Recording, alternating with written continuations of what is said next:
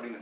அப்போ டெஃபினேஷன் என்னன்னா, when the rate of evaporation exceeds rate of bleeding, காரணத்துல bleeding நடக்குது, அந்த ப்ளீடிங்கை விட எவாபரேஷன் ஜாஸ்தியா இருக்கும்போது சர்ஃபேஸ் ஷ்ரிங்க் ஆகும், ஷ்ரிங்க் ஆன பேபிக்கு அவங்க டென்ஷன் இருக்காது, அதனால கிராக்ஸ் வருது. ஸோ இந்த ரேட் ஆஃப் எவாபரேஷன் தான். நான் அந்த அட்மிஷன் யூஸ் பண்ண கிராக் வரல, இதை யூஸ் பண்ண கிராக் வந்தது. நான் அந்த சிமெண்ட் யூஸ் பண்ண கிராக் வரல, இந்த சிமெண்ட் யூஸ் பண்ண கிராக் வந்தது. நான் அந்த ஆரஞ்சுல இருந்து போட்டாங்க கிராக் வரல, இந்த ஆரஞ்சு வந்து போட்டாங்க கிராக் வந்தது. இந்த எல்லாத்துக்குமான பதில் இந்த ஃபார்முலாக்குள்ளதான் இருக்கு. அந்த அன்னைக்கு உங்க ரேட் ஆஃப் எவாபரேஷன் எப்படி இருந்ததுங்கிறது தான். இது ஏசிஐ நாம்ஸ்ல கொடுத்துருக்காங்க, ஆஸ்திரேலியன் கோட்லயும் இதை பத்தி பேசிட்டு இருக்காங்க. ஒரு ஸ்கொயர் மீட்டர்ல 1 மணி நேரத்துக்கு 1 லிட்டருக்கு மேல வாட்டர் எவாபரேட் ஆச்சுன்னா கிராக் வரும். நீங்க ஆஸ்திரேலியா போடுங்க, அமெரிக்கால போடுங்க, எந்த பிராண்ட் அட்மிஷன் போடுங்க, எந்த பிராண்ட் சிமெண்ட் போடுங்க, யார் வேணா கான்டாக்ட் பண்ணுங்க.